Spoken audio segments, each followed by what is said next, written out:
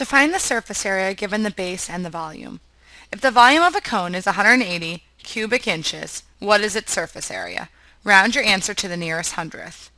Okay, let's take a look at this cone. Here we're missing the height and the slant height. And we're looking for surface area, so the slant height is going to be the one that's really important to us. And we know the radius. The radius is 5 inches. So let's write the surface area formula. Surface area equals pi r squared plus pi rl. And so right now we're missing the L. So the first thing we need to do is figure out the L. But it looks like we're going to have a hard time doing Pythagorean theorem at this point because we also don't know h.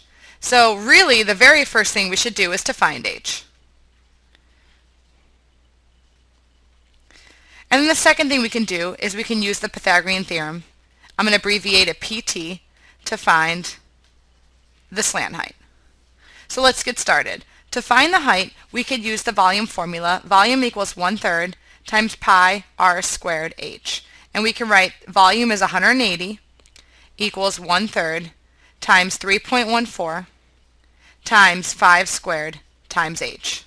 So if I do this multiplication, I would get 1/3 times 3.14 times 25. If I multiply that out, I get 26.17. So I have 180 equals 26.17 times h. Remember, I'm rounding to the nearest hundredth because that's what the directions told me to do. And now if I divide both sides by 26.17, I'll get the height to be 6.88. And that's in inches. So the height is 6.88. Now let's do Pythagorean theorem. For Pythagorean theorem here, my radius is 5, my height is 6.88, and my slant height is missing.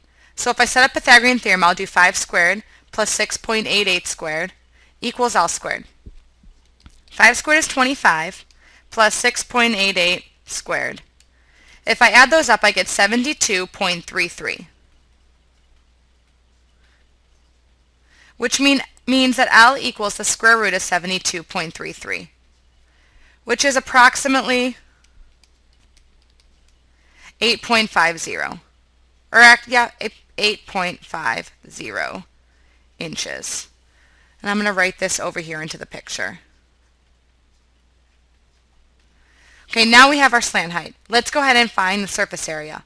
If we substitute 3.14 in for pi times 5 squared plus 3.14 times 5 times 8.5.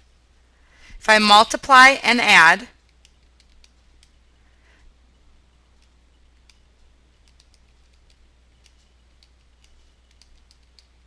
I would get the surface area to be 211.95. And again, over here, if I write into the space 211.95 inches squared.